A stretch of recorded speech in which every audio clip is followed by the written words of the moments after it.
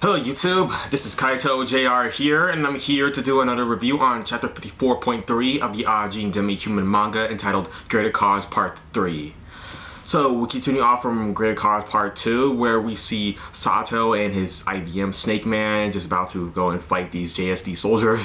Yes, they're still in the armory right now with all these lockers in here, all these guns that they just took, most of them. They took as much as they can carry. I mean, Snake Man is the one, his IBM, Sato's IBM is the one carrying most of the ammo in his pouch. So yeah, Sato, he's doing a lot of the fighting here, as we see him going into the middle between these lockers, where you just see him like unloading a huge amount of bullets at these JSD soldiers. I mean, they tried to fight back with Sato.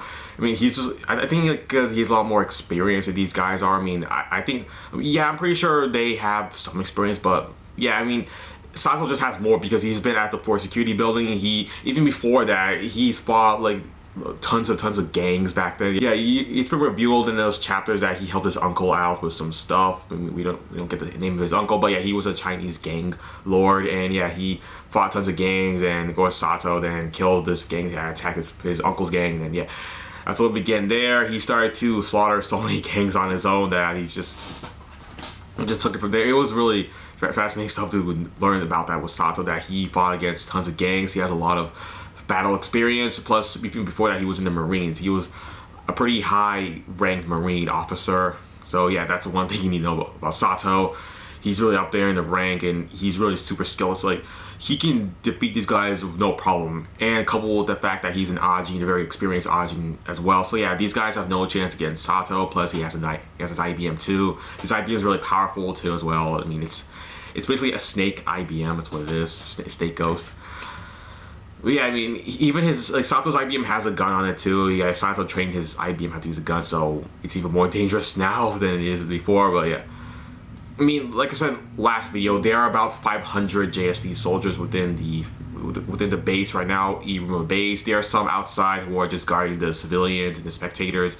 Yeah, there's people watching some of the JSD soldiers from like outside where the Prime Minister was at, you know, like pretty much where the fake Sato was at. But then yeah, now everyone's just trying to, I guess, evacuate from the place, but some people are just staying around and just looking at the cool guns that the JSD soldiers have. Like, hey, like that guy has a Type 64, was that what he said? Yeah, I think it was a Type 64 or whatever. I don't know, some people just like the guns that the JSD soldiers have, like some gun nerds or whatever. Yeah, but the JSD soldiers are just there just to guard those people, and yeah, that's why they're there. And Sato, I mean, we see him just pull out this grenade when this guy just tried to like look at the side of the locker.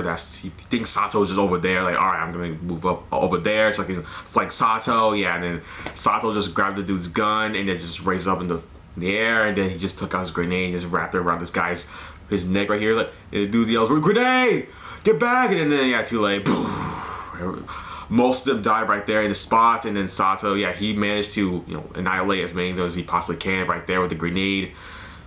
And he was able to get the same guy and then just shove his. Well, yeah, he lost his arm in the process because he didn't drop the grenade. He was still holding it when he was just, you know, released it, because he doesn't have to drop it. He's not afraid to kill himself over and over again. So yeah, he lost his arm, but then he killed himself in the process. No, actually, yeah, the grenade killed him too. Yeah, he lost his arm, but he also got killed in the process. But then yeah, he shoved the stump of his arm into the guy, which then of course a regeneration process took place. And then he was able to drill a nice hole into the dude. And then yeah, it was pretty gory stuff right there. You wouldn't really see most of the time in other manga, definitely. But yeah, here, yeah, they do that like in the normal basis. If we see more Sato like in every single chapter, yeah, which we do. Sato is pretty much a main character, definitely. Well, he's like the main villain, but I wouldn't want to call him a villain. I just call him an interesting character, pretty much. He just does what he wants to do, so that's Sato right there. But yeah, he just does that. He shoves his arm right there. The regeneration process just drills into him, and then he was able to point his gun out there and just shoot even more JSD soldiers, while this JSD soldier he's holding right now, he just shoved his arm into, is just being used as a shield for Sato, so he can, you know, not take damage, not take bullet damage from himself. He just used the JSD soldier as like a shield to, you know, cushion all the damages that Sato doesn't need to take. Yeah, so that's what's going on there. But yeah, Sato, like I said before, he's winning here. His IBM is helping out a lot. His IBM is actually, yeah, Snake Man, he's putting C4 all around the floor, around the place. So when more JSD soldiers come in. Yeah, because Team 3 and 4 have been taken down by Sato and his IBM, and now Team 5 and 6 are moving in just to replace Team 3 and 4, just to make okay, yeah, because I think Sato has like a limited amount of ammo. He can't just keep this up forever, but yeah, that's not Sato's plan. Sato's plan is just to, I guess, just have some fun as much as he can until he eventually runs out of ammo. Then his IBM Snake Man can just, plant C4 all over the floor. And I suppose Sato can speculate that, yeah, the floor is going to, cave in if all these C4, starts to explode all over the floor. Yeah, the floor is going to fall down, as well as kill as many JST soldiers as I possibly can, because I kind of need to take over this entire Iruma base so I can have all the planes, so I can do my own things with them. Yeah, I need to have all these people eradicated from here right now, which is what, yeah, Sato is doing a really good job at that, because he's really succeeding.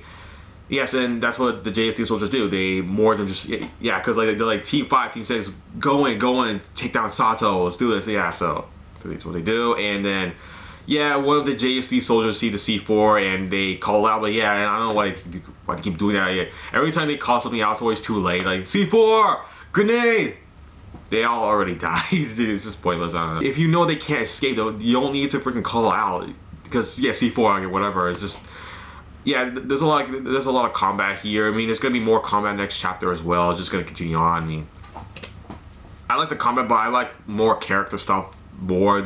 I mean, I know this is part of Sato's character. Just see him just unload bullets at people as much as he would love to do that at like other soldiers. Yeah, he likes to do that sort of stuff. Sato, that's part of his character, of course.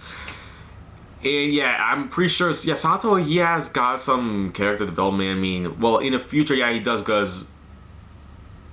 Well, okay, maybe not, because yeah, Sato, he's still this psychopathic dude. He's always been the same person, even at a young age. So yeah, not really much character stuff. I mean, yeah, he has trained a lot from after he was a kid. He has learned some martial arts stuff from the Marines. Yeah, that in that sense he does. But yeah, not much character development from Sato. I mean, he's still going to be the same person. He's going to go around causing terrorism. I mean, that's what he's always wanted to do. That's what Sato was all about. He just wants to, fight, and that's just most of his character. And he's not gonna change no matter what. I don't know.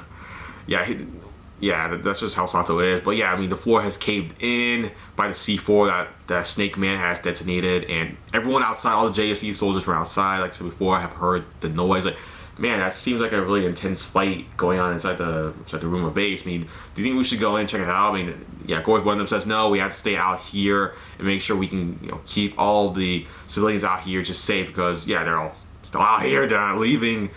I mean, it's not like they can leave right now, because this might still be dangerous, because Sato might have his subordinates out there somewhere, which he does.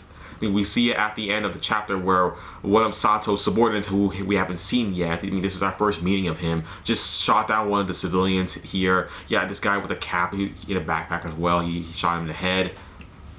And one of the JST soldiers was like, what the hell is going on? Gunfire? Who did that? Who did that? Yeah, then he looked right there, straight down, was like, who the hell are you? Yeah, some dude. So it looks like some average dude with glasses. I mean, he works in the office. Yeah, he has his tie and everything. I mean, of course, this guy, he works for Sato, and he was called here by Okuyama. Yeah, we haven't seen Okuyama in a while. I think last time we saw him was when he was back at the Force Security Building. We was taking control over the security server room. But, yeah, I mean, this guy was called here, and not only him, of course, there are more of him out here around the Iruma base. Now they're just pretending to be normal civilians just so they can take out their guns, because yeah, this dude, he got the gun from one of the package that Sato just threw out, I guess like chapters ago, and chapter 54.1 Great Cause Part 1, where yeah, I think it was there. Yeah, Sato threw this bag down on the floor where no one really noticed. It had this cross shape on the bag, which the dude just pulled the gun out of it. Yeah, that's what the bag was for. It was for them. So yeah, Sato knows about these guys, definitely. Okuyama definitely knows about them too, because he was the one who called him here. So, and we're probably going to see more of Okuyama in the next chapter, since we're getting introduced to this guy who Okuyama just called him. So yeah, that's what's going to happen here. And yes, now the JSD soldiers are going to be fighting these guys. I mean, I can't remember if they're like, for example, this dude in a tie who shot down the civilians in Ajin. I can't really remember, but yeah, I'm pretty sure he might be in Ajin. But yeah, we're definitely gonna see even more Ajin fights later on in the manga right here. So Yeah, brace yourselves for that, everybody. But yeah, I mean, that's the end of the chapter review, everybody. Make sure you comment down in the comment section below if you have anything you want to say. But yeah, that's it for the video. Thanks for watching, and bye.